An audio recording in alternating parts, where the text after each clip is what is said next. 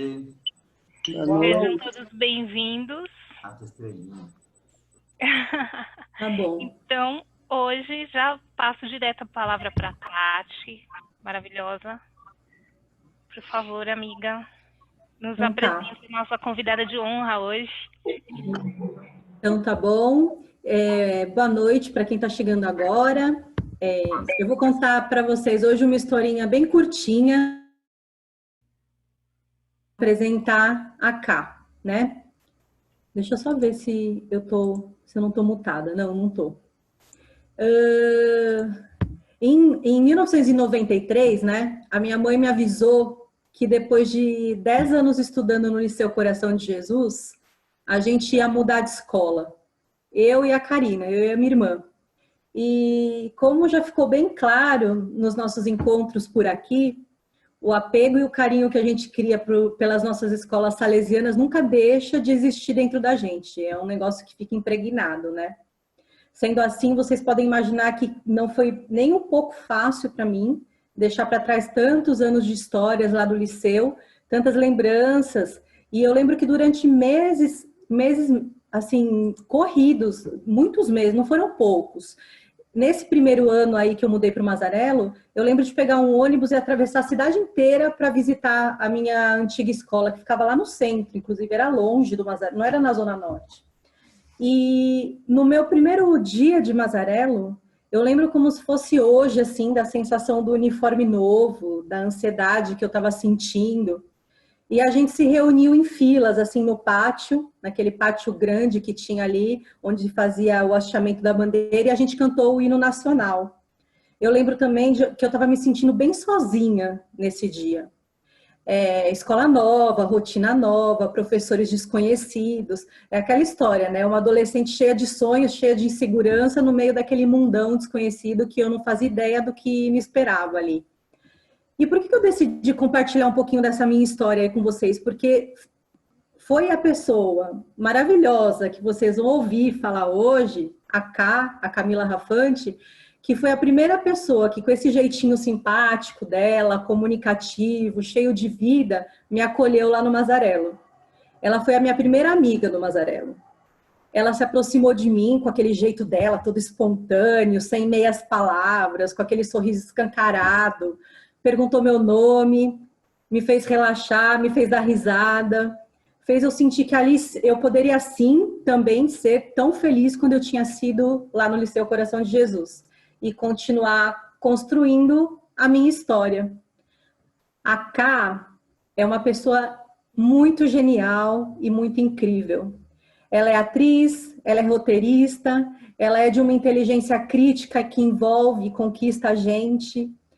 E foi com ela que eu fiz a minha primeira dupla de trabalho, por exemplo, no magistério. Foi com ela que eu me apaixonei por história do Brasil e por teatro, por Nelson Rodrigues. Foi ela meu primeiro contato com política e foi ela que eu conversei pela primeira vez sobre aquela música Roda Viva. Eu lembro disso até hoje, do Chico Buarque, aquela música que ele escreveu durante a ditadura militar no Brasil. Eu lembro dessa conversa como se fosse hoje que eu tive com ela. E foi junto com a Ká que eu tive o primeiro contato com a Junc, porque, aliás, ela é uma das fundadoras da Junc, enquanto ela fazia parte do Querigma, que foi a origem, né, da Junc lá no Mazarello. Foi essa minha amiga querida que aos 16 anos me disse: Tati, mesmo não sendo obrigatório, nós vamos fazer o nosso título de eleitor, porque a gente pode fazer diferença no Brasil com o nosso voto. E então, a gente foi a pé até o cartório de Santana e em outubro eu votei pela primeira vez e eu ainda tinha 16 anos. Mesmo sendo meio suspeita para falar, porque eu amo essa mulher faz 30 anos, eu garanto que não é preciso amar a Camila para reconhecer nela o ser incrível que ela é. Basta a gente ouvir a Ká por alguns minutos. Vocês vão ver se não é verdade o que eu estou falando. Seja como amiga, seja como mãe, seja como filha, como roteirista, seja como atriz da Globo, seja como gata da peça dos Saltimbancos, que eu assisti inúmeras vezes, até levei o dicionário, ou como parceira de conversas políticas, a Ká é um ser único. E essa semana eu estava lendo num artigo sobre líderes como Gandhi, Madre Teresa, Martin Luther King, Mandela, que dizia assim, que dentre outros, eles deixaram um exemplo de integridade pessoal e coragem política e a crença que, por mais áridos que sejam os conflitos, é sempre possível solucioná-los pelo caminho da paz, pelo caminho humano. E então é com vocês e para nossa total alegria, Camila Rafante, ex-aluna salesiana, que vai trazer um pouquinho para nós dessa reflexão sobre fé e política. E que fique claro, todos somos seres políticos por natureza, assim que a gente nasce. Um beijo, Cá, o microfone é seu.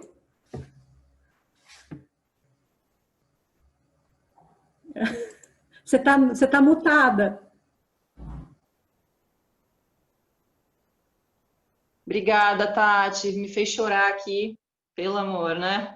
Já comecei bem, com lágrimas nos olhos. Quero primeiro agradecer pelas palavras. Agora eu vou ter que ser tudo isso que você falou. Vamos ver se eu consigo fazer para provar o seu ponto, porque senão você vai passar por mentirosa aqui. Eu não quero que isso aconteça. Quero agradecer muito a todo mundo que está aqui, dedicando seu tempo para escutar o que eu tenho para falar. Quero agradecer a irmã Vilma, que não está aqui, ao Helder, e não só por essa noite, mas pela formação que eu recebi, que é uma das coisas mais valiosas que eu tenho na vida, e que é um lugar onde eu sempre volto para buscar as referências, né? Eu acho que isso que a Tati falou, né? Que o Colégio Salesiano, ele permeia a tua vida e a tua jornada, né, no caminho da vida adulta. É muito verdade, mesmo que a gente não esteja próximos, aquilo está sempre vivo dentro da gente. E esse tema fé e política eu achei muito interessante quando a Tati me falou e me convidou para vir aqui falar sobre esse tema, principalmente porque a gente está vivendo uma época em que os ânimos estão muito, né, quentes, né, em relação à política, né? A gente está vivendo uma época de muita polarização, né? Dois times como se fôssemos inimigos, e então eu acho que essa reflexão mais do que nunca é importante, né? Porque o caminho não é desistir, né? O caminho é melhorar, né? E para falar sobre isso, como que a gente junta a fé e a política de uma forma saudável, né? Posto que a política deturpa muito as narrativas religiosas e a fé das pessoas, então é de conhecimento histórico que muitas vezes a fé foi usada para propósitos financeiros e políticos de forma deturpada e ainda tem sido, né?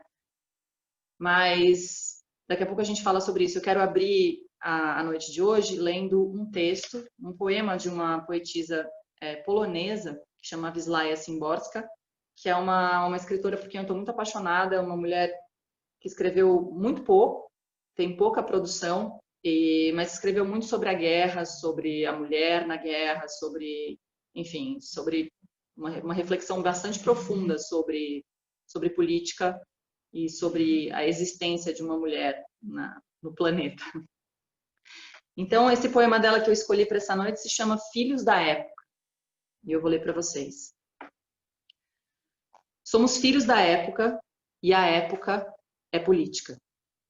Todas as tuas, nossas, vossas coisas, diurnas e noturnas, são coisas políticas.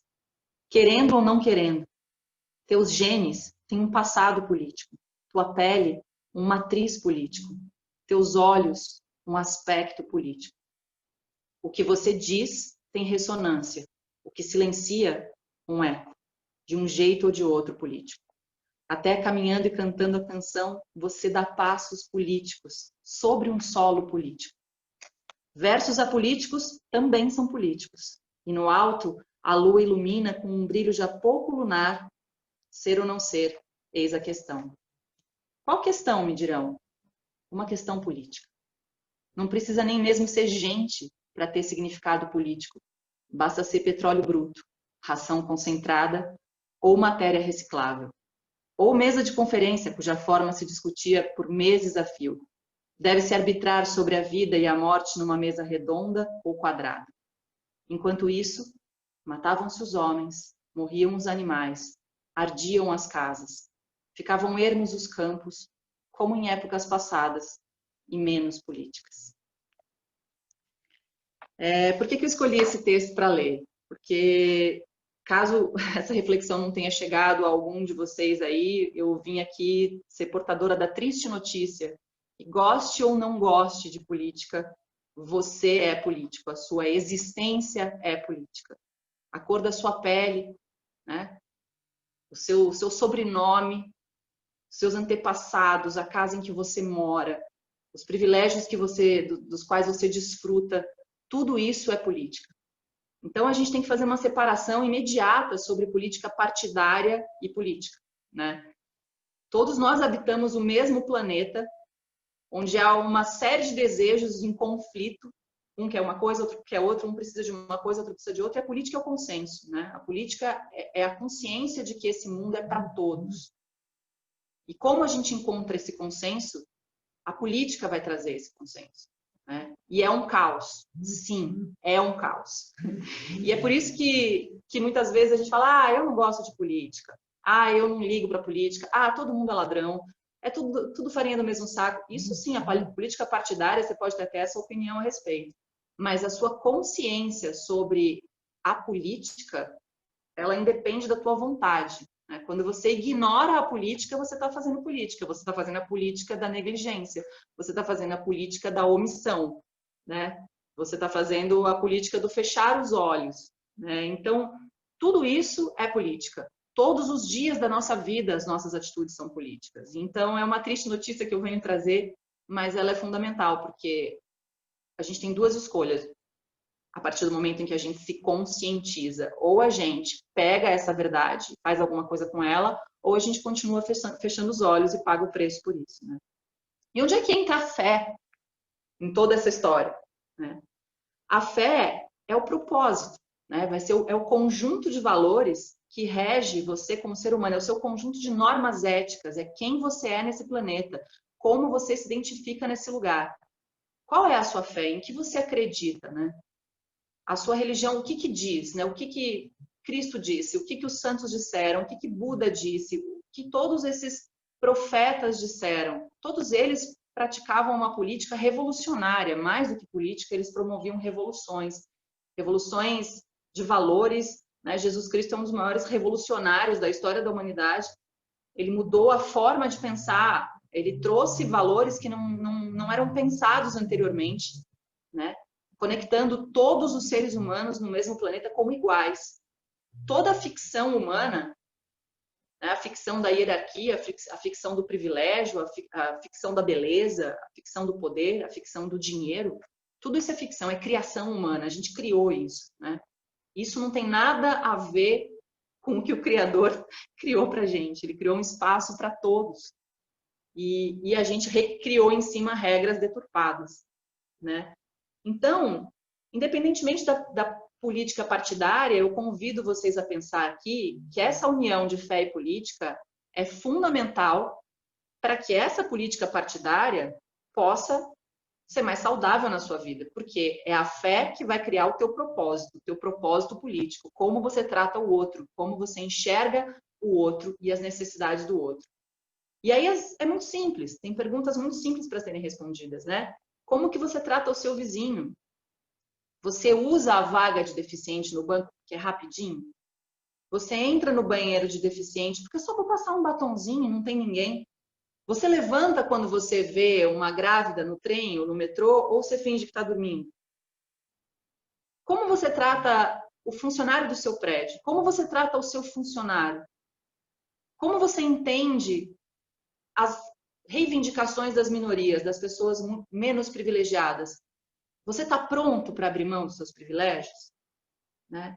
Então, assim, a partir do momento que você se faz essas perguntas, você toca em questões que a religião e a fé já tocaram há muito tempo. Tudo isso faz parte de uma existência política, de um estar no mundo político. E esse estar no mundo político ele pode ser positivo ou negativo, dependendo da sua fé, do seu propósito. Fé aqui eu chamo de propósito. Eu chamo daquilo que você acredita, seu conjunto de valores morais. Então, é isso que vai ser o seu parâmetro. Então, se você reforçar a conexão da sua fé com a sua política, quando vier um discurso partidário na sua cara, e ele vem o tempo inteiro e cada vez mais, né, as redes sociais jogam news e fake news na sua cara o tempo inteiro e as pessoas brigam e falam e não se comunicam, o que vai fazer você melhorar a tua escuta em relação ao que está chegando da política partidária em você?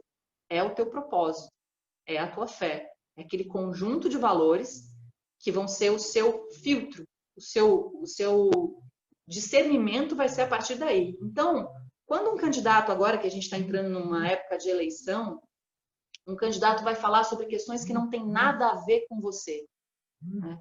Política também é para pessoas que não são você, para interesses que não são os seus. Isso é política. Então, quando um candidato falar sobre demarcação de terras indígenas, não tem nada a ver comigo isso. Não, tem sim. Tem a ver com você. Porque a gente está no mesmo planeta. Lembra da sua fé? Lembra da importância do amor ao próximo? Lembra disso? Então, é sobre isso. É política de novo, né? Então, eu acho que é muito importante, e principalmente hoje, que a gente está revivendo, né? A humanidade sempre viveu isso, né? De deturpação da fé para propósitos financeiros e políticos. Mas, de novo, a gente está agora num momento muito quente em que a moral religiosa e alguns dogmas religiosos são usados para manobrar opiniões em massa, né? Então, assim, vai lá o pastor, não estou nem dizendo de religiões específicas, mas a figura do pastor, do padre, do guru, do mestre, daquele que propaga a palavra, né, da religião, tem muita influência sobre as pessoas. Então, é muito comum a gente ver deturpação de religião para propósitos financeiros e políticos, para manobra de interesse. Então, assim, mais do que nunca, é importante que as pessoas de fé tenham consciência da política. Então, a partir do momento que a gente está tendo essa conversa aqui, não, na minha opinião, não dá mais para a gente ignorar a política. E é fazer micropolítica todos os dias, né? É andar carregando essa responsabilidade como ser vivente, né? Você ganhou a dádiva da vida e você caminha por esse chão com essa responsabilidade. Foi te dada essa responsabilidade, sinto informar. Porque se você ignorar isso, você vai estar causando prejuízo para outras pessoas e, consequentemente, para si mesmo, uma vez que a gente entende que estamos todos conectados, né? E acho que essa pandemia veio ilustrar o que já estava sendo dito, né? Que a gente está ligado, que o que você faz ressoa no outro, que ressoa no outro, que ressoa no outro. Então, acho que esse é o princípio básico que eu queria debater nessa noite, da conexão da fé com a política. A política é a busca do consenso, é a busca do melhor para todos. É caótico e muito difícil, mas a fé é o propósito. É o que vai permitir que você tenha discernimento para conseguir enxergar os usurpadores, né? Os manipuladores, os mal intencionados, né? E por aí afora. E se você tiver uma conexão muito, muito sólida com o seu propósito de vida, com o seu propósito de fé, você vai fazer melhores escolhas políticas. E você vai mudar de opinião quantas vezes você precisar, né? Mas o guardião do seu propósito é a sua fé. É onde você vai buscar as respostas para as dúvidas, porque a gente vai ter milhares de dúvidas o tempo inteiro, ao longo da nossa jornada adulta, né, fazendo política, estando envolvido com a política, né? Então, o primeiro convite que eu faço é para essa revisão de valores, né? Qual é a minha fé? No que eu acredito? Eu acredito que fé, eu acredito que Deus, eu acredito é pedir ou é oferecer? No que eu acredito? Eu acredito que quando eu peço para mim ou eu peço para o mundo? Eu acredito que se Deus der só para mim, tá tudo bem? Ou vai faltar? Ou o que faltar para o outro vai me afetar? Então, é uma reflexão fundamental e é uma revisão de valores que a gente tem que fazer constantemente quando a gente renova os nossos votos de fé e nunca desengatar essa conexão da fé com a política, né? Sempre caminhar com isso junto, amarrado, de mãos dadas, né? E eu acho que assim, se a gente conseguir espalhar essa ideia que seja para um amigo, para um vizinho, para uma pessoa na fila do banco. Porque uma das questões mais difíceis, eu acho que hoje em dia, em relação à política e à fé, é a comunicação. A gente vive um momento em que a quantidade de informação que a gente troca é muito rápida, muito intensa, muito volume de dados. O tempo inteiro chega coisa na gente, a gente solta coisa, dispara no WhatsApp. Isso é troca de dados. Comunicação é uma outra coisa, né? Comunicação depende da sensibilização. Você só ouve quando você está sensível a ouvir. Comunicação é muito mais sobre ouvir do que sobre falar. Eu sou uma atriz de teatro, então eu sei que a gente aprende muito cedo que a sua fala é muito menos importante que a do outro, né? Você só vai conseguir falar bem o que você tem que falar se você escutar o que está vindo. É por estímulo, é por ação e reação. Então, a gente está vivendo uma época de polarização em que uma outra questão que surge é como se posicionar politicamente, né? Como? Porque a gente está vivendo um momento de muita agressividade, uma comunicação extremamente violenta, como se fosse um time de futebol, como se não estivéssemos vivendo no mesmo planeta, como se as decisões políticas afetassem só um lado e não ao outro, e fosse uma guerra em que todos morrem. Essa que é a questão. Essa guerra, essa tentativa de ganhar no grito, é uma guerra em que todos perdem, porque a gente não se comunica e a gente não evolui. Então, algumas etapas. Primeiro, a revisão e avaliação da sua fé. A sua fé, quem é você no mundo? Segundo, como eu faço política no mundo, já que eu estou condenado a ela, já que é uma coisa inevitável. E a terceira é como eu me comunico com os outros, né? São essas três coisas que eu proponho como reflexão nessa noite, que a gente avalie um pouco juntos, né? Esquecendo a política partidária, porque a política partidária ela é feita de pessoas, né? Os candidatos são pessoas, né, antes de tudo. Então, eu acho que é trabalhar na fundação, né? Na ideia do propósito e reivindicar esse propósito, né? Então, assim, o que acontece quando você está num ambiente coletivo e você vê uma pessoa de outra cor sendo humilhada? Como você se posiciona? Você se cala? Você interfere? O que você faz?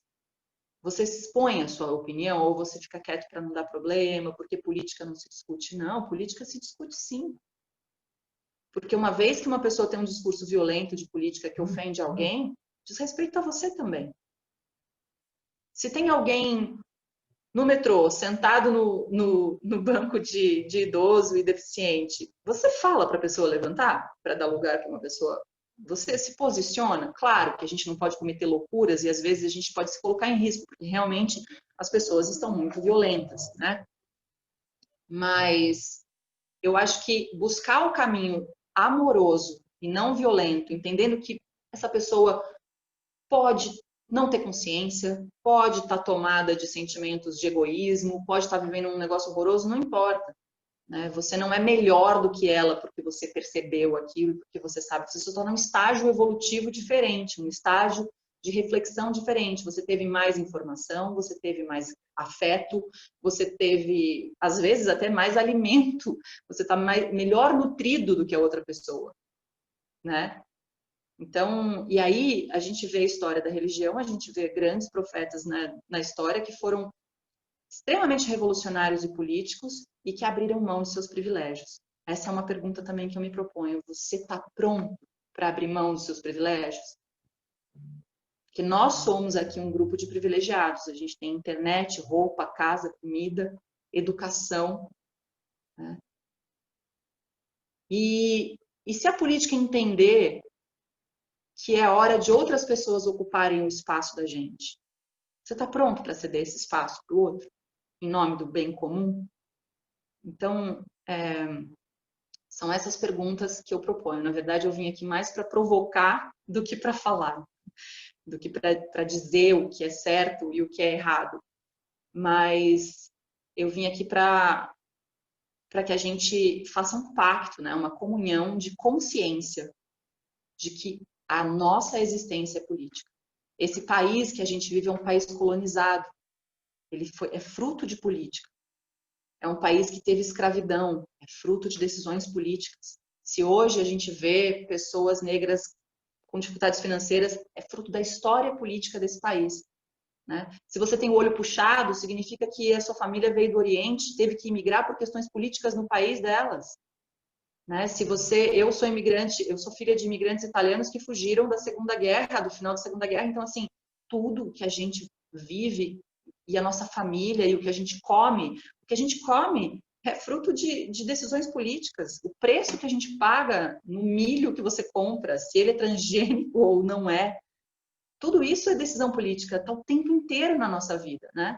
O preço dos livros, quanto custa o imposto para você comprar livro, isso é uma decisão política. Então, a gente pode lavar as mãos, mas essa lavada de mãos vai ser consciente. Não há de ser ignorante, fingindo que não é com você. Não, sabemos. Esse pacto que eu vim fazer essa noite com vocês, né? Sabemos que somos políticos. A pergunta que fica em aberto é: o que eu faço com isso? E qual é a minha fé? A minha fé vai ser o meu propósito, vai ser o meu guia, vai ser o que vai me fazer discernir o certo do errado quando as narrativas políticas violentas chegarem até mim, ou até pessoas que estão do meu lado. Então, eu acho que até já falei demais. Eu queria encerrar esse momento lançando essa pergunta para vocês, para que a gente pudesse compartilhar um pouco da percepção que vocês têm sobre isso que eu trouxe. O que é que você faz com isso? É isso, gente. Obrigada. Top. Cá, primeiro, super obrigado por ter vindo aqui. Eu te ouvindo agora, me lembrou uma live que eu assisti sua também.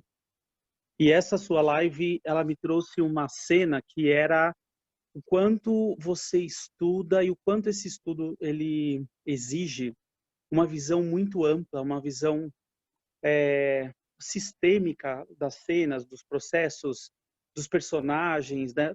do entrelaçamento entre os personagens, das tramas, e que você montava um quadro e aí você começava a desenhar nesse quadro as relações entre os personagens, das ideias, etc. Isso ficou muito, muito forte. E aí, eu te ouvindo hoje, me veio uma pergunta secundária, que é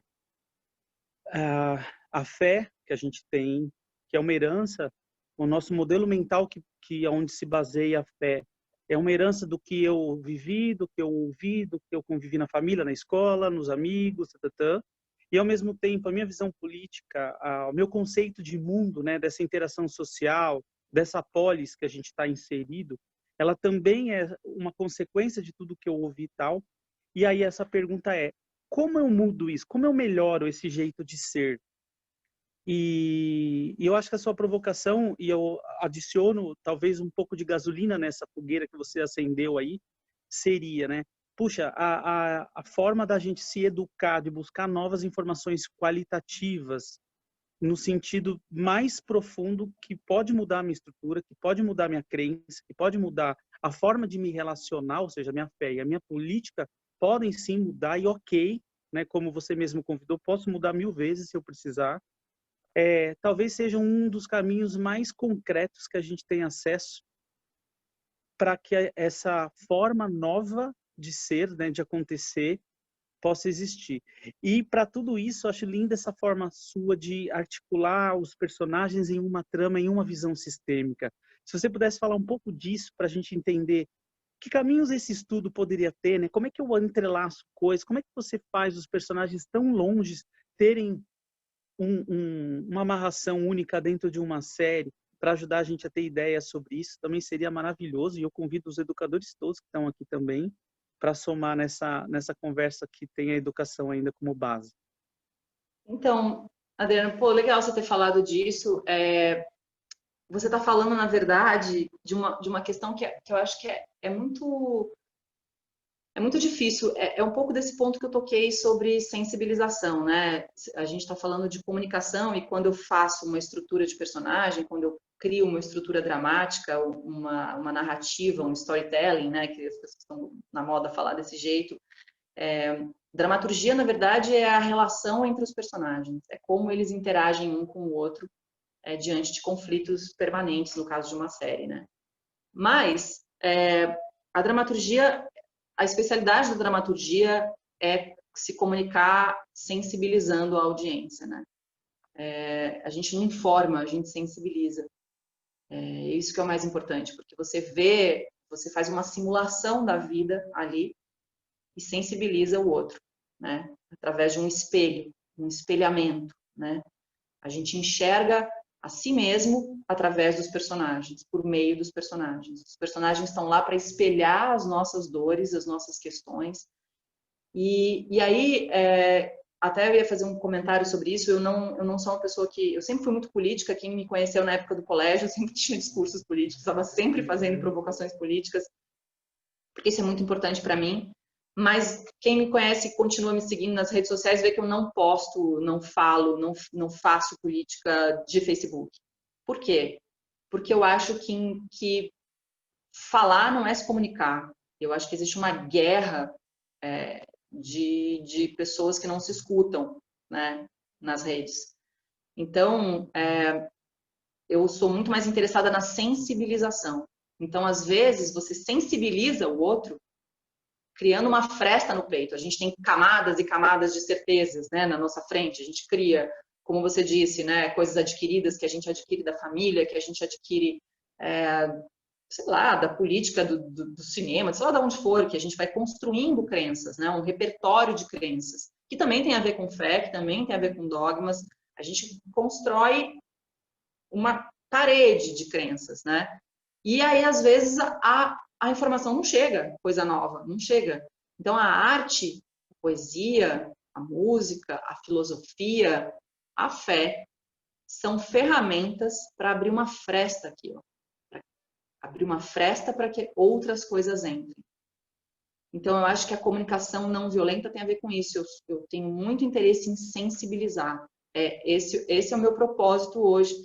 E é uma reflexão interessante, porque as pessoas brigam e não se entendem. Então, acho que a forma como eu trabalho é buscando a sensibilização para passar mensagens. Eu não sei se eu estou respondendo o que você me disse, mas é nesse sentido que a fé e a política caminham juntos. Mas a fé verdadeira, não a fé, não a fé, sabe, panfletária e dogmática, a fé verdadeira, a fé de coração, né? Aquele sentimento único de conforto e conexão com algo maior, com um entendimento profundo. É disso que eu estou falando, não estou falando das narrativas deturpadas e das crenças rígidas que a gente carrega. A rigidez não leva a gente a lugar nenhum, né? Então, para que a gente possa ter um acordar, um despertar para essa questão política de uma forma plena, confiante e firme, a gente precisa da fé, que é o que sensibiliza e o que une a gente a um propósito verdadeiro. Eu não sei se eu estou respondendo, estava falando dos personagens, mas me fala mais que a gente vai falando. Não, super. Acho que essa fenda, essa expressão super respondeu. Acho que é conseguir abrir essa fenda e convidar as pessoas a se sensibilizarem, aí no seu caso, por meio dos personagens e daquela narrativa toda, eu acho que é um jeito de convidá-la a repensar, né, o que ela é, esse espelhamento incrível. Eu acho que acaba assim, cada um acaba se espelhando alguma coisa desse personagem em si próprio, na sua vida, ou em quem está ao lado, tal. E essa ligação, aliás, essa consciência, né, de que a gente é político integralmente, não dá para não ser, mesmo não querendo, acho que você abriu super bem falando isso, nos convida a ter um pouco mais de responsabilidade ou um pouco mais de consciência de que nosso comportamento ele acaba gerando isso e ele pode ser o sensibilizador de outros grupos, né? Essa fenda que esse trabalho abre, ela pode acontecer por outras formas e é muito legal isso, muito legal mesmo. E só uma parte, eu acho que o poder de sensibilizar para se comunicar está disponível para todo mundo, né? Todo mundo tem essa capacidade de sensibilizar o outro, né? Seja com uma palavra, seja com silêncio, seja com acolhimento, seja com escuta. né? Existe isso está disponível, isso não está... Desde que isso seja o seu propósito, desde que você esteja consciente disso, desde que você desperte para isso, né? Uhum. Então, a capacidade de se conectar, ela existe, está sempre disponível. Eu achei interessante a Tati lembrar dessa história, porque da mesma forma que ela me ganhou, eu ganhei a ela também, né? A gente se conectou naquele momento. E isso está disponível o tempo inteiro, todos os dias. Todos os minutos do seu dia, isso está disponível.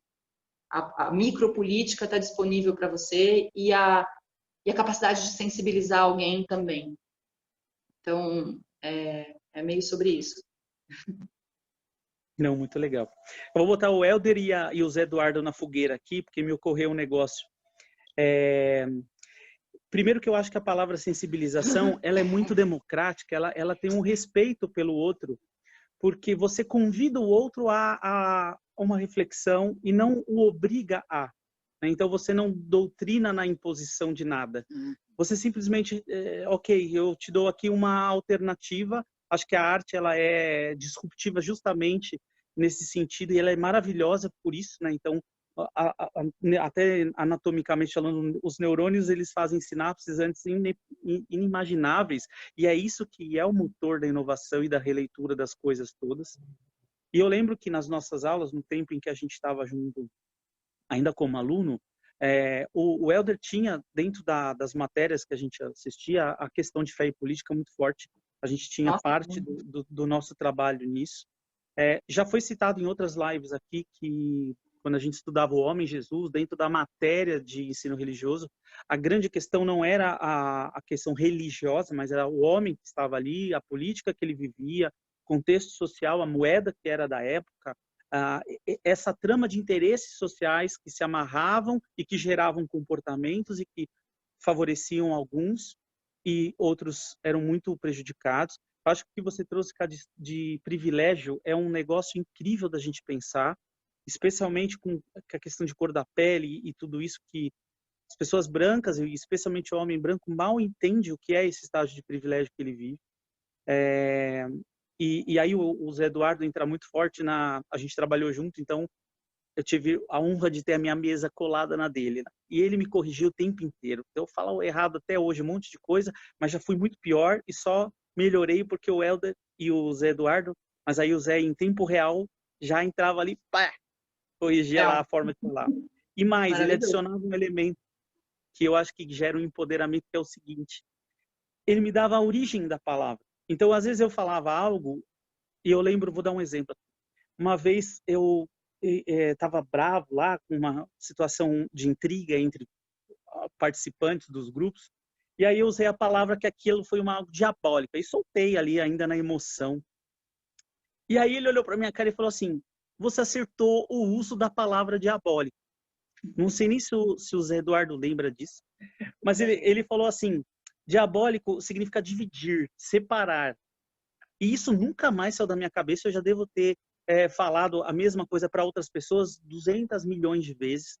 Mas essa forma de sensibilizar que na hora que acontece algo, eu me posiciono e eu sensibilizo o outro para um tema que talvez ele nem percebesse que ele mesmo já navegava dentro do tema. Né? Então, eu convido esse outro nessa forma de me posicionar, seja dar uma cutucada no fulano que finge que está dormindo lá no metrô, ou do que usa a vaga da pessoa com deficiência e assim por diante. Então, foi uma forma muito vívida que você trouxe aqui e me convidou. Zé, se quiser me corrigir outra vez, à vontade, estou habituado a isso. Não, corrigir não. A palavra. É só adicionar, não tem correção, não. Mas, de verdade, você usou uma expressão muito forte que é bem isso, né? Quando a gente trata mais ou menos dentro da questão espiritual, dos textos bíblicos, o diabo não é aquele que é o demônio de fato. O diabo é aquele que vem, é aquela situação que vem para dividir, né? Ela vem espalhar em vez de sintetizar. É o contrário de sintetizar, na verdade. Mas, nesse sentido, eu vou trazer mais uma cutucada boa aí que não é difícil de ver. República, por exemplo, é res pública, isto é, a coisa pública, aquilo que seria direito de todos, né? Só que a gente falando de res pública, república, quando nasceu lá no Império Romano, tinha a ver com quem tinha dinheiro, quem tinha poder. exatamente como a Camila falou agora, né? Hoje nós temos os nossos privilégios. A Sônia, a Tati, a Camila, estou vendo todo mundo aqui, a Dani Furtado, o Helder, o Didão, a Estrelinha, a Milena, a Larissa, todo mundo, ó. Todo mundo tem seus mais do que menos. Nós somos muito mais em muita coisa do que menos em outras tantas coisas. E nessa hora, quando a gente percebe que a gente vai, com a nossa atitude, com a nossa palavra, vai dividir, vai espalhar alguém, a gente perde esse alguém.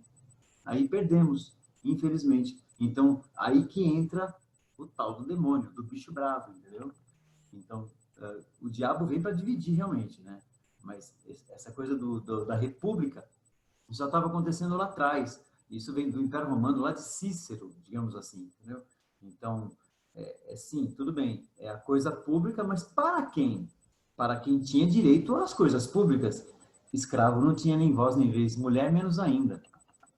Se fosse mulher escrava, nem era contada, e assim por diante. E quando você falou de sensibilização, aliás, vocês falaram de sensibilização, Camila e Adriano, eu me rapidamente reportei a imagem de Gandhi. Meu, o cara fez o quê? O cara fez num ato de afirmação, sem impor nada, ele sensibilizou centenas e centenas de pessoas para uma realidade política que estava ali gritando no pescoço dele, até chegar a greve de fome, uma coisa extremamente cruel, real, que um líder religioso, um líder político, tivesse uma postura como fazer greve de fome, e ele não precisava fazer isso de fato. Por que ele fez isso? Para cutucar aquilo que dividia, e o que estava dividindo ali era o poder inglês em relação aos indianos que eram dizimados na frente dele, entendeu? Então, nessa hora, eu vejo que o negócio é meio sério, realmente. Toda a razão a Camila dizer que adeus política partidária, eu não quero nem saber disso, até certo ponto, tudo bem, enche o saco, realmente. Mas nossas atitudes todas são, de fato, políticas, né? Infelizmente, felizmente, nós somos seres políticos justamente porque a gente pode fazer essa contribuição, essa escolha. Nós temos escolhas a fazer. Top demais. E você sabe que a Camila, de novo, o que o Helder, o que o Zé trouxe da questão do Gandhi, me lembra a questão, de novo, do seu entrelaçar dos personagens em uma visão sistêmica, porque eu acho que a gente consegue potencializar esse efeito que o Gandhi teve, e o Gandhi era muito incrível nisso. Então ele percebeu, ao retornar, né, para a terra dele, tudo aquilo acontecendo de uma forma, e nas discussões que ele tinha, políticas puras, né, em relação a como trabalhar a questão da independência, e foram dois problemas. Primeiro, aquela coisa britânica que impunha uma forma de ser, ele entendeu o sistema econômico, entendeu o papel dos tecidos e do sal. Então, de repente, ele monta uma estratégia e, pelo comportamento dele, ele inspira aquele povo todo a seguir, e aí isso vai levando economicamente uma mudança através de cada indivíduo. Então, ele convida o cara a entender aquilo, fazer aquilo, e isso em massa se torna algo gigantesco, né, pelo viés econômico. Então, entender esse todo, ter essa leitura sistêmica, eu acho que potencializa os comportamentos que a gente pode ter para ter uma mudança específica, e isso é muito bacana. E não é trivial. Vou colocar uma fogueirinha antes que o Helder comece a falar também, porque quando ele começa na oratória dele, ele vai longe, isso é ótimo. Seguinte, a gente tem que lembrar duas coisas, dois outros personagens meio que coligados nessa história da sensibilização. Logo no esteio de Gandhi veio Madre Teresa de Calcutá, né? Acabou. Precisa falar mais alguma coisa? Eu brinco às vezes que é Máquina Teresa de calcular, mas não, é Madre Teresa de Calcutá. É uma brincadeirinha que eu faço, boba.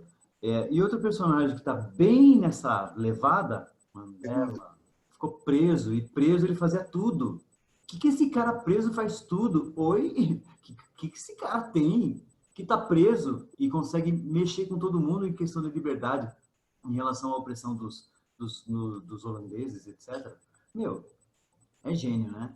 É o cara certo na hora certa. Política é um pouco isso. O cara certo. Comunicação, comprometimento, né? Exatamente. E propósito, né? Exatamente. Tudo aí. Helder! Precisa também de um pouco de ousadia. Eu acho que faltou esse temperinho aí no final da fala. A ousadia de se levantar e se colocar, né, exatamente como ser político. Porque nem todo Sim. mundo tem essa ousadia. E coragem, né? É uma jornada de coragem. Né? Sim. Que a gente tem que enfrentar muita coisa, muita gente, muita oposição, muito questionamento, às vezes até ridicularização. Ah, por que você está fazendo isso? Então, assim, é o tempo inteiro, diabolicamente, tentando te tirar do propósito, né? Usando aqui a palavra da noite. Helder? Gostei da palavra da Renata, ousadia. Gostei. Camila Rafante é uma mulher ousada. Sempre foi. Sem Desde a época do petulante. colégio. Boa noite para todos vocês. Boa noite em especial para você, Camila. Desculpe chegar no final da sua fala. Imagina, não tem... Tem momentos que vão além da nossa vontade, e aí a gente tem que aprender também a se desapegar e a renunciar para ficar mais leve, para poder ousar e ter coragem, essa coisa toda, né? Eu estou até com um cenário diferente para as pessoas que estão acompanhando aí. Este é o cenário da minha casa, que agora, dia 12, completa 20 anos que eu entrei nela, nesse apartamento. Eu estou em São Paulo, né? Pela segunda vez dentro dessa pandemia. Viu, doutora Daniela? Segunda vez. Então, muitas coisas acontecendo e eu não tive muita condição, Camila. Imagina. E ouvir a tua fala, mas não preciso ter bola de cristal para saber um pouco as coisas que você colocou e tudo, né? E aí peguei bem o que o Adriano nos colocou aí, e essa questão da fé e política, e o quanto nós fomos ousados naquele momento, mas o quanto também existiam de pessoas ousadas naquele momento em volta da gente, né? Porque se nós tínhamos, não só dentro do Mazarello, mas dentro da própria Igreja Católica, cursos de fé e política, é porque naquele momento ainda existiam homens ousados ali, né? Nós ainda, se não me falha a memória, tínhamos aqui em São Paulo Dom Paulo Evaristo Arnes, por exemplo, né? E junto com ele, Dom Luciano Mendes, Dom Pedro Casaldáliga, que partiu faz pouco tempo, né? Então, tudo isso. E dentro do próprio colégio, nós tínhamos mulheres ousadas, né? A irmã Vilma mandou desculpas aí, mandou beijos para você e tudo, e ela não pôde estar hoje, mas a irmã Vilma foi muito ousada, e eu estou vendo que a irmã Ivone está aqui também. Elas são mulheres que, na coragem delas, ousaram tentar outras coisas, inclusive dentro da própria estrutura de colégio e etc., né? Onde você foi uma das pioneiras ali comigo. Privilegiadíssima, né? Muito privilegiada de ter tido a oportunidade de ouvir o teu discurso que juntava fé e política, né? Porque eu vinha com esse fervor da política, mas eu acho que as suas provocações, eu sempre lembro do ver, julgar e agir, nunca mais vou esquecer isso na minha vida, o quanto aquilo fez sentido para mim e fundou um lugar que é enorme dentro de mim até hoje, assim, que rege muito dos meus propósitos e está sempre comigo. Nossa, que lindo, Camila, que lindo. O Adriano diz do livro dele, agora eu me confundi um pouco, sobre o método ver, julgar e agir também. Como é que é essa história? Fala rapidinho, Adriano, por favor. Não tem como, né? Eu traduzi o meu caminho lá, a revisão de vida, em tempos dentro do caminho, né, da jornada. Então, é o tempo de me adaptar, tempo de rever, tempo de planejar e tempo de celebrar. E essa inspiração cíclica é do método ver, julgar e agir. que eu descobri, Camila, depois, é que o método Ver, Julgar e Agir tem muito a ver com o que eu peguei no finalzinho da sua fala, ou em algum momento depois, aí comentando alguma coisa do Adriano, quando você diz da gente abandonar um pouco as nossas certezas e essas coisas todas, né? Acho que o método traz isso. O ver, né? O ver a realidade exige de nós um desapego muito grande. E esse desapego tem a ver com o exercício filosófico que funda a filosofia ocidental. E é isso que eu fui sacar depois, quando eu fui perceber que a maiêutica, que o método de Sócrates, quando ele diz só sei que nada sei, esse primeiro momento de jogar fora todos os conceitos e preconceitos e tentar construir alguma coisa nova, mesmo que for para voltar depois naquelas outras questões, né? Nossa, eu fico pensando como o nosso mundo hoje tem sede e necessidade disso, desse privilégio que você falou que a gente viveu, sabe? Sede dessa possibilidade de se arejar e não de polarizá-las de uma forma imbecil, né? Como se houvesse o bem e o mal, o certo ou o errado, como se fosse duas forças lutando, né? Quando a gente sabe que a complexidade disso é muito maior. Por isso que o ver exige tirar da gente esses como se diz no Evangelho, você quer tirar a trave que tem. O véu que tampa a nossa percepção. Eu acho que o ver, hoje em dia, eu percebo que é uma das coisas mais difíceis, que é onde a gente está nesse lugar da sensibilização, né? E a gente não consegue nem a atenção das pessoas, nem as coisas passam pelo outro, muitas vezes, né? Esse lugar, né, do ver é muito difícil, porque é a hora que você sai das suas crenças pré-estabelecidas e enxerga o outro. Você falou em algum momento... Você falou em algum momento aí em escuta, Camila. Você falou em escuta, que é uma coisa que eu venho também assumindo muito nos últimos tempos, porque eu acho que o segredo deste momento, para não haver essa imbecilidade, dessa polarização, é essa escuta, né? E aí você deve conhecê-la também. Nós temos aqui no Teatro de São Paulo uma grande atriz, grande educadora e grande palhaça, a Beth Dorgan. Sim. E a Beth Dorgan fala em criar uma disciplina de escutologia em todos os cursos. Genial. Escutologia, a arte de estudar a escuta, escutar o outro, né? Ouvir o outro. Acho que nós estamos com muito medo do outro, né? Cada vez mais, né? Muito medo do outro, da fala do outro, né? Alder, diga aí, Zé.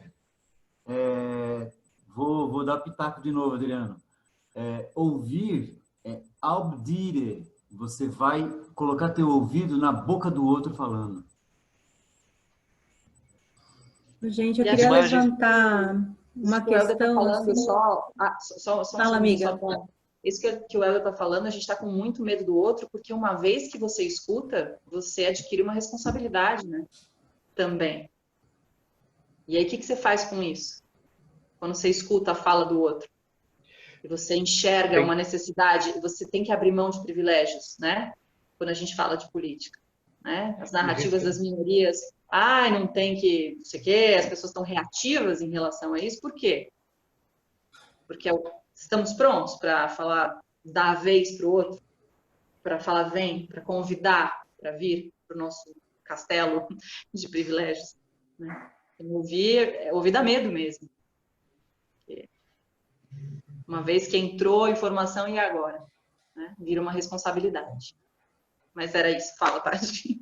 Não, só rapidinho, eu estava aqui pensando que a gente é responsável, sim, pela política que a gente faz, mas nós, como adultos de 30, 40 anos, somos responsáveis também pelos nossos alunos, pelos nossos filhos, pela política que a gente ensina a eles, né, de viver, de ter e de se posicionar.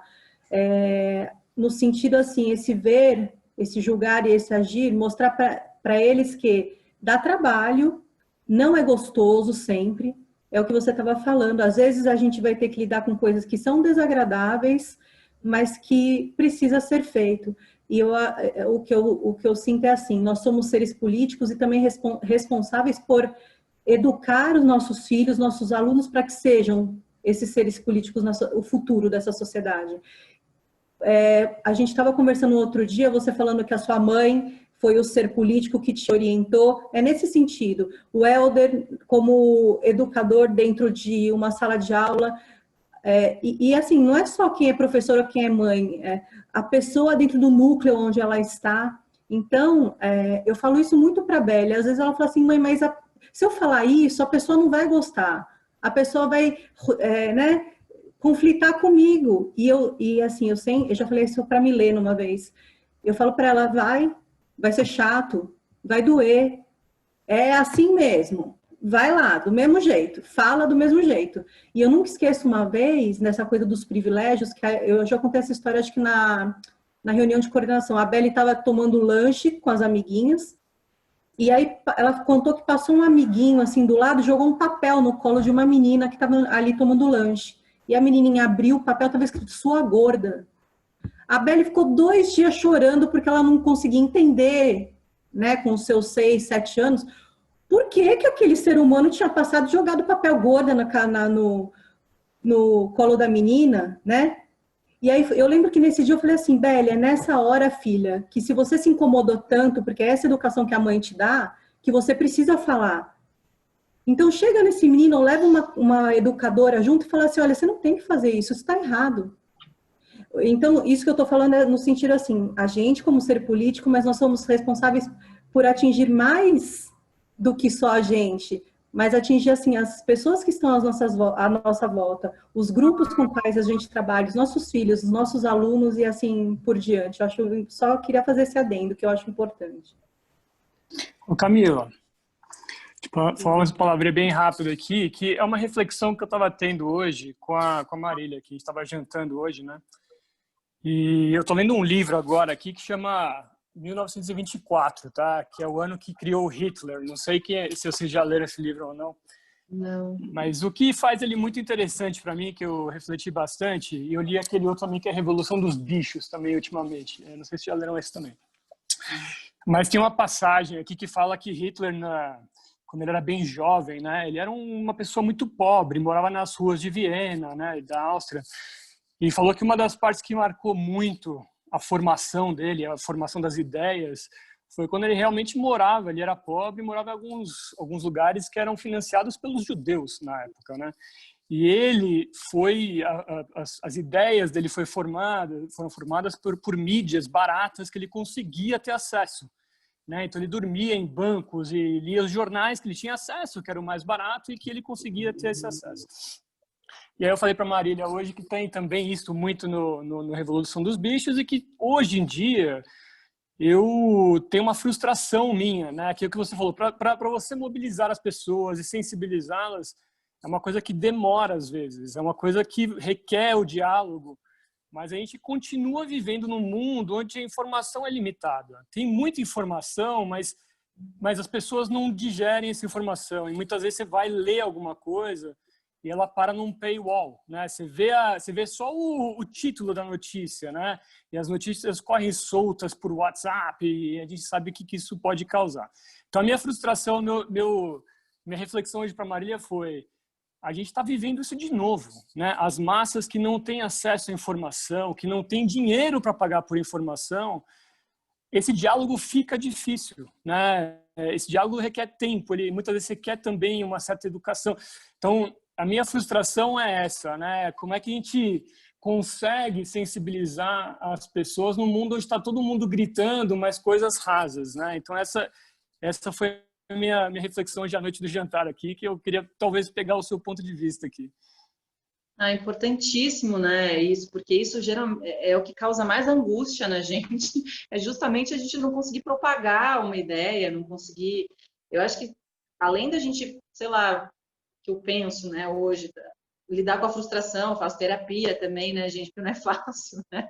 Aguentar lidar com a injustiça, né? A gente vive um mundo muito desigual e com muito pouca acesso à informação para as massas, é muito complicado, massas extremamente manipuláveis, pegando só manchete de jornal, e, enfim, é muito complicado, né?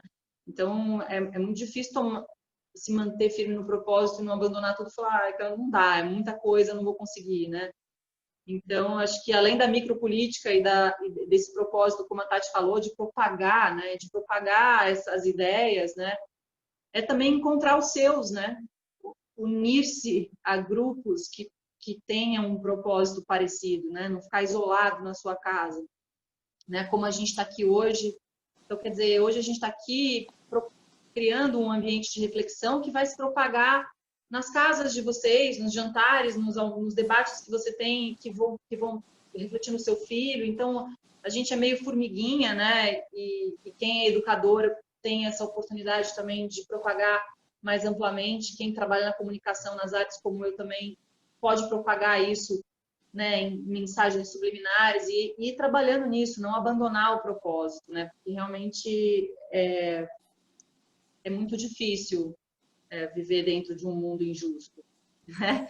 Se me Então, permitem, só para colocar uma azeitona aí na nossa salada, no tempo de Jesus, ele próprio, né, estava lá com o seu movimento, que nasceu lá no norte da Judéia, na Galiléia e tudo mais, e depois foi avançando para um centro mais populoso, que era a capital. E ali mesmo que tudo aconteceu, não é difícil entender que tinha muito movimento religioso, espiritual, político, um monte de coisa acontecendo ao mesmo tempo. Eu até faço uma menção, eu não sei se todo mundo já viu por ver, ou se divertiu com isso, ou não gostou, daquele pessoal do Monty Python, né, que faz a história de Brian, que é uma palhaçada em cima da história de Jesus. E os grupos que falam ali são ridículos, né? São malucos demais. E Jesus, ele veio falando uma coisa meio diferente de tudo, só que não era fácil de escutar o que ele estava dizendo ali também, né? Então ele também foi uma seita, ele acabou sendo um partido ali, a parte mesmo, né? De todo o movimento que já estava acontecendo. Já tinha gente falando pelos cântaros ali que a política romana não estava boa, que era errado fazer imposição errei a palavra, de impor valores, que é, no caso, cobrar impostos, né? Então, já tinha tudo isso também. João Batista já fazia isso também antes do próprio Jesus. Então, parece que perde força, mas não perde força. A diferença de Jesus, na verdade, e é aí que eu queria tentar resgatar um pouco, se vocês me permitem, é vir lá dos profetas. Quem é profeta, ele vê, aponta e faz. Então, Jesus pega isso do profetismo, vê, aponta e faz, e não só faz, né? Jesus foi um pouquinho além e deu a vida. Uma coisinha para a gente pensar. é isso, né? Sermos propagadores, influenciadores, né? Não só tá na moda essa palavra agora para quem vende batom no Instagram, mas os verdadeiros influenciadores são esses que criam, né, o espírito de um tempo, né? E como ser diferente disso tudo, realmente, né? Como?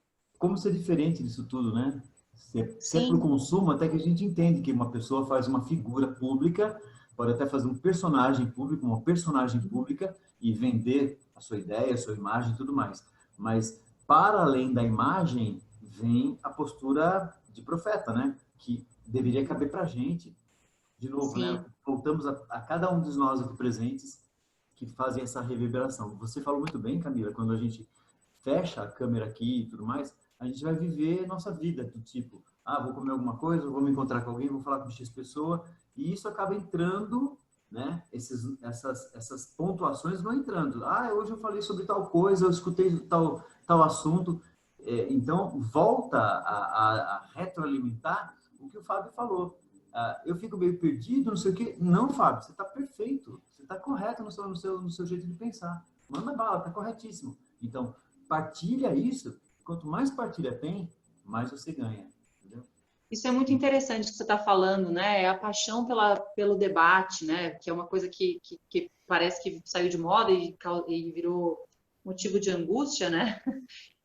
Mas as pessoas, elas ocupam cada segundo de tédio com informações desimportantes e não deixam o espaço vazio do ócio, né? Um ser humano precisa de um tempo para filosofar. Você precisa coçar os seus botões. Você precisa do vazio e do espaço para filosofar a vida, para pensar a vida e para se apaixonar pelo debate, se apaixonar pelas perguntas, se apaixonar pela dinâmica da diferença de opiniões, né? Então, eu acho que eu gosto muito dessa ideia da paixão pelo diálogo, né? Que aí entra a escuta e a fala, e a escuta e a fala, e essa dança linda, né? Então, se pudermos ser propagadores disso, sejamos, então, seja numa mesa de bar, num churrasco de família, mas com paixão e amor, né? Porque aí a gente consegue abrir aquela fresta que eu estava falando, né? E com consciência, né, de que somos filhos da nossa época e o que a gente fizer e o que a gente omitir vai deixar a sua marca no nosso tempo, né? Mas esse foi o caminho que eu escolhi. Eu saí das mídias sociais em novembro do ano passado pela razão talvez similar à sua, que você não debate política ali, né? E aí eu resolvi seguir por esse lado. Eu acho que as pessoas que estão mais próximas de mim, que eu tenho mais diálogo, eu estou investindo muito mais tempo nisso do que ficar no meio dessa gritaria toda. Eu acho que tem muito mais benefício para a nossa saúde mental e também para aqueles ao nosso redor. Mas é meio assustador quando você vê que está todo mundo ouvindo os berros, né? Então eu fico, ao mesmo tempo que eu fico feliz com a minha decisão, eu fico meio desesperado com o que tem acontecido a um nível mais macro, né? É assustador mesmo. É bem assustador. E acho que é esse trabalho constante de renovar o propósito que a gente tem que fazer, e é um grande desafio, né? Hoje, se manter firme no propósito, né? Muito bom. Alguém mais quer falar? Alguém mais quer pensar? Eu só queria fazer um comentário. Vocês estão me ouvindo direitinho? Sim. Sim. Não mais, congelou. E já foi. Sim, Oi. não, sim, oi. Conexão tá horrível. Vocês estão me ouvindo agora? Sim. Sim. Não, o que eu queria colocar é que, assim, depois que eu entrei para a área da educação, a gente vai estudando, a gente viveu a vida salesiana, né, como alunos, e alguns de nós hoje vivem essa mesma vida. A gente tem uma visão um pouco mais complexa da coisa, né? E Dom Bosco sempre diz que a gente tem que encontrar no outro a corda que vibra para o bem, que é muito difícil encontrar, não é fácil. E na hora que você falou das paredes e das frestas, né, no mesmo momento me veio essa parte, né, do nosso sistema preventivo salesiano, de que a gente precisa encontrar no outro aquilo que ele tem de bom, que é a partir daí que você só vai ter coisas proveitosas. Ninguém está dizendo que não tem trabalho, que muitas vezes não é frustrante, mas os resultados desse diálogo, dessa dança, como você fala, de escuta e fala, escuta e fala, é sempre algo muito positivo. Uhum. E é lindo quando acontece, né? Esses momentos de comunhão, numa troca de olhar e quando a gente se compreende. É muito bonito. E é bonito quando acontece de forma não violenta, né, Ká? Que é o que a gente estava conversando semana passada. Eu acho que muito disso que o Fábio estava falando e desse pé atrás de muitas pessoas hoje em dia de entrar, né, é porque as pessoas se acostumaram de que a discussão é violenta. A palavra discussão virou algo como sinônimo, conversa violenta. E não precisa ser assim, nem deve ser assim, né? A conversa pode ser não violenta. Tá meio na modinha falar essa coisa da comunicação não violenta, mas assim, whatever. Gratidão também caiu na boca do povo e continua sendo uma palavra importante. Então, assim, comunicação não violenta. A gente precisa aprender que discutir é saudável, mas que não precisa ser através de um discurso violento, como que está sendo propagado por aí. Tem uma coisa, Tati, que até quero complementar, que, e o Fábio também falou, né? A gente tá ouvindo todo mundo gritar. E muito do grito é, eu estou certo, você está errado.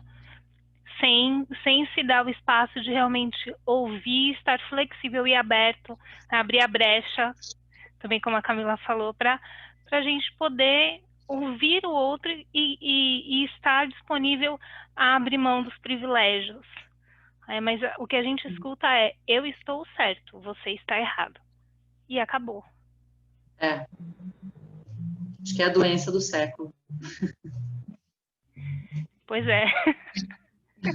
É isso mesmo.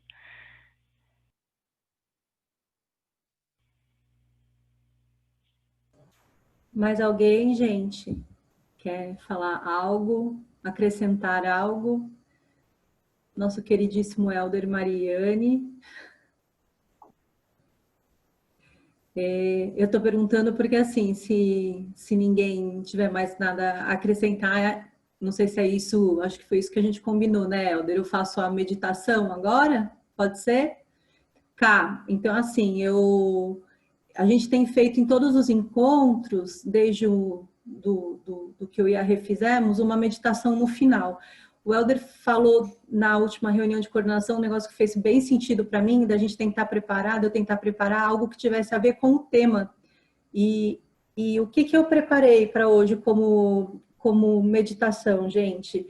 Um pouco disso que a Camila falou do momento de crise que a gente está passando, né? Esse momento de crise que exige tanto da gente uma adaptação às mudanças. E como essa adaptação às mudanças às vezes pode causar um sofrimento real no corpo e na alma da gente, né? Então, aquele discurso de sempre, vamos sentar direitinho, com a coluna o mais reta possível. Quem tiver, assim, numa cadeira, deixa o queixo retinho para a coisa fluir direita. Quem quiser sentar no chão pode, o que importa é que vocês estejam confortáveis, né? Isso aqui é importante. Se vocês quiserem colocar as mãos sobre as coxas, com as mãos para cima, juntar o polegar e o indicador, que é aquela posição que todo mundo que medita acha que é obrigatório, mas não é, para quem se sente confortável, alinhando o queixo e começando a respirar um pouquinho mais leve. Eu vou colocar uma música que eu gosto bastante.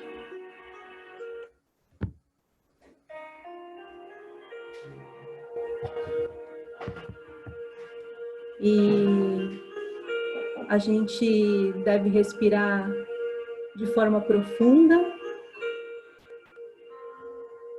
fechando os olhos.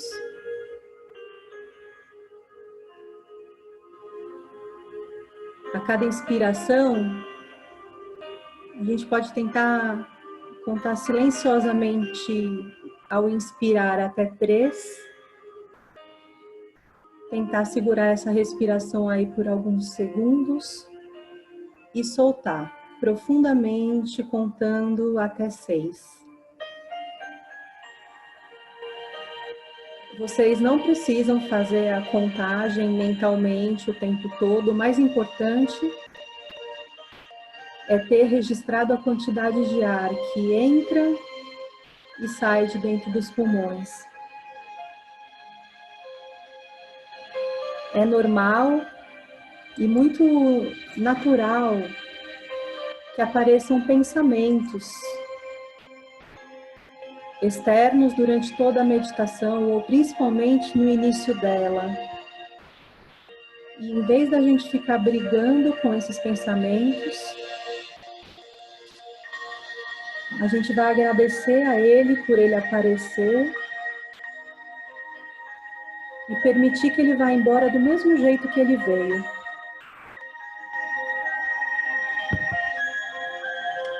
E ao respirar profundamente, permita que a sua consciência te leve para um momento em que você se sentiu em crise. Reflita sobre as crises que você já viveu ou que você está vivendo no momento. Pense em como tudo muda e em como você tem se ajustado a essa mudança.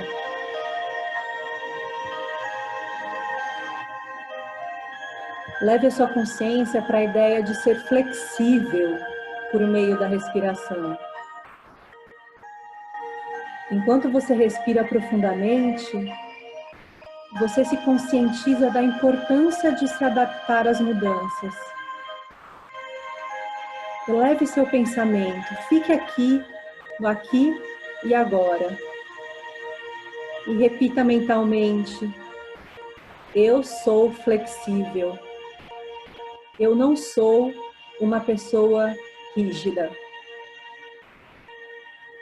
Tome consciência da sensação física que você está experimentando nesse momento, ao vivenciar esse receio de mudar.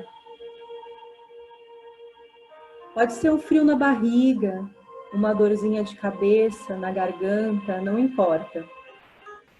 Se conscientize dessa sensação e do que isso provoca em você.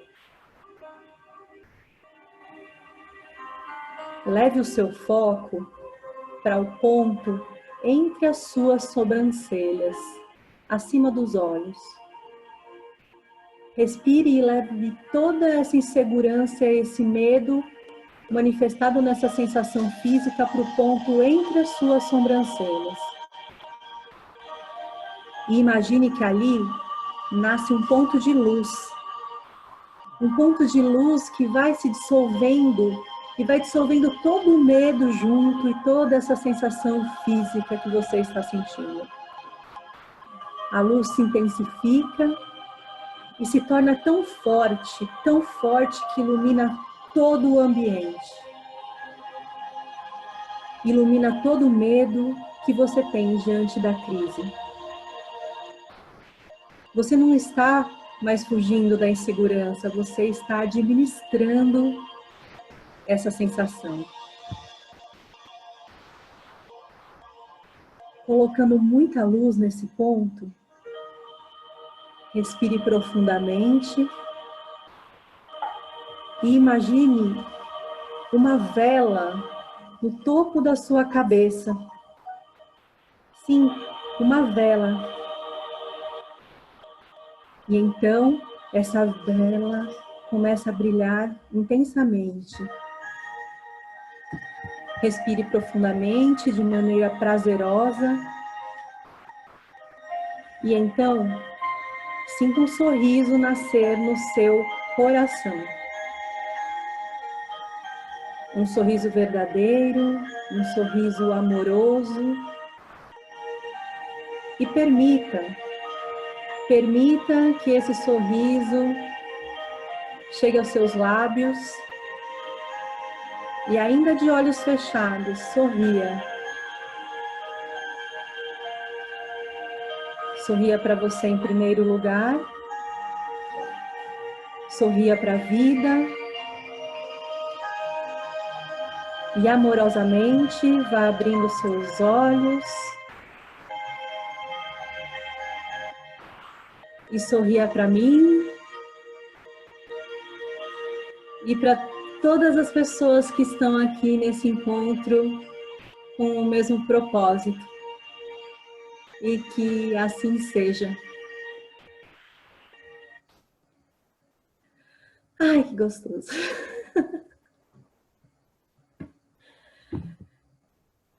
Acho que agora pode ir com você, Helder.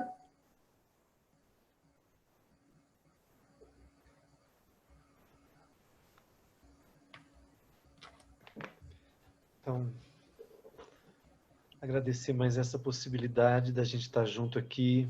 Esse é o nosso 9º encontro neste ano. Acho que foi uma sacação muito bacana e uma disponibilidade muito grande. Tem sempre um grupinho que frequenta todos, Camila.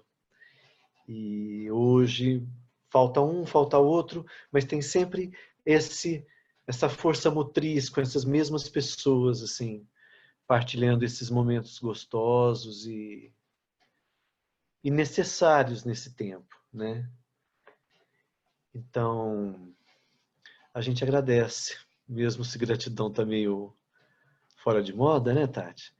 A gente agradece as pessoas todas que estão aqui hoje com a gente, todas amadas. Agradece você, Rafante, sempre minha admiração, todo o meu carinho, né? Meu amor por você, por sua família, né? Pela arte que você traz no teu sangue, no teu DNA, né? E que vira fé, vira política, vira engajamento, vira cidadania, né? Vira tudo isso. Então, nesse tom de gratidão, a gente já deixa aí na nossa agenda o próximo encontro, né? Daqui 15 dias com o Trix, não é isso? Muito bem. O dedinho. Quer falar o tema, Isso Tati? mesmo. Aê, Zé! O próprio. Faça sua propaganda. Ou faça você, então. Pode começar já? Tô brincando. Isso aí, daqui 15 dias temos o Zé, então. Mas falem o tema, ou você, Tati, ou ele, Eduardo, Zé Eduardo. Eu tô sem papel aqui agora, tá no celular. O Zé vai falar um pouquinho de o quanto a gente precisa enxergar as coisas bacanas na adversidade. O quanto ele falou até um pouquinho disso hoje, o quanto é possível e importante a gente encontrar esses pontinhos de luz aí nos momentos difíceis, nas noites escuras e na adversidade da vida. Sem ser poliana só, hein? Sei. E talvez, Tati, a gente até pode se adiantar para dizer que em novembro, a gente começa novembro com a Daniela Pio. Isso. O primeiro encontro de novembro, Daniela Pio, com sonho, que se sonha só... É só um sonho que se sonha junto à realidade. E falando um pouquinho aí da luta dela junto da mulher presente, negra na sociedade. Yes, maravilhoso. Então, é aí que a gente vai se encontrando e você está super convidada, viu, Camila? Dentro das suas possibilidades aí, de estar com a gente aqui. Tá bom? Fechamos, então? Obrigada, Ká. Vamos ter o Pai Nosso para terminar mesmo. Meu Deus, gente. Nunca lembro do Pai Nosso. Desculpa. Eu lembro do Pai Nosso. Eu esqueço. É porque agora com a meditação, como para mim já é uma oração, acho que a minha mente faz um bug assim. Peraí, deixa eu achar aqui. Vou pôr. Então tá bom. E aí a gente termina com esse canto, tá bom? Aí a gente vai... Combinado. Vou colocar. Fica cênico, né, Camila? Ela vai terminando o Pai Nosso e a gente vai saindo. Assim. É isso! Yes. Apagando a luz do teatro. Beijos para todos. Bênçãos. Amor. Pai nosso que estás no céu, santificado seja o seu nome, venha a nós o seu reino e seja feita a sua vontade.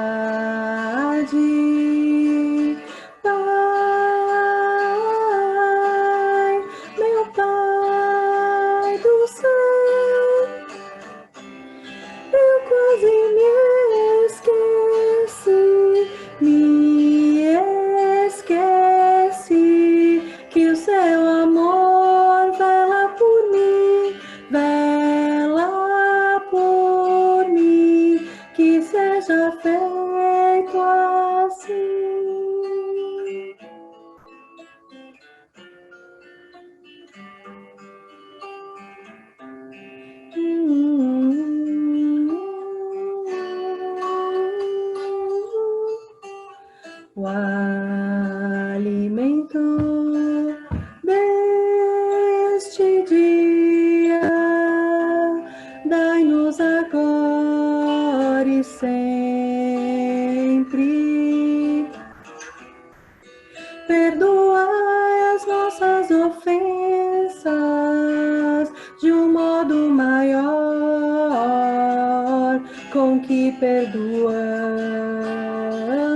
perdoamos.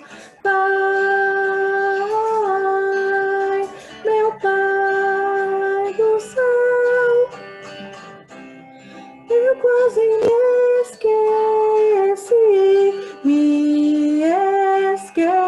esqueci que o seu amor vela por mim, que seja feito assim.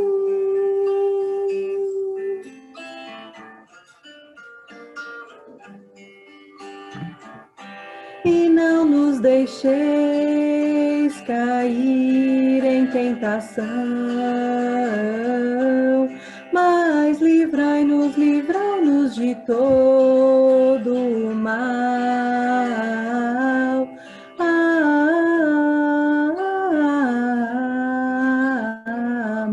Amém. Ali, garota. Boa noite, gente. Um beijo no Boa coração. noite, Um bom fim de gente. semana, Obrigada. feriado. Bom feriado, Obrigado, beijo. Camila. Tchau, gente. Obrigada, Cami. Feliz criançada também, Dia das Crianças para todo mundo. Ah, é? Nossa Senhora Aparecida. Criancinha, ó. Tudo criancinha. Sabe nada. Sabe de nada, inocente. Estrelinha. Então, bom te ver. Marimira, tchau, tchau. Irmã Ivone, Mariana. Tchau, Sônia. Até breve. Até mais ver. Tchau, tchau. Não, boa noite. Boa noite.